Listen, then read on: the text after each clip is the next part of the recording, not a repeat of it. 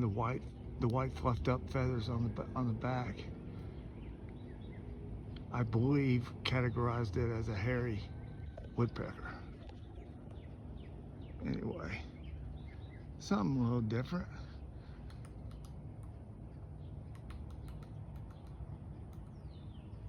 And what they're doing is they're tapping to listen for the hollow sound. If it's hollow, there's a worm there, maybe a grub worm or whatever. But that's why they peck at the wood for sound. Find out where it's hollow. They're looking for those grub worms. Anyway, hope you enjoyed that. Blessings. God bless.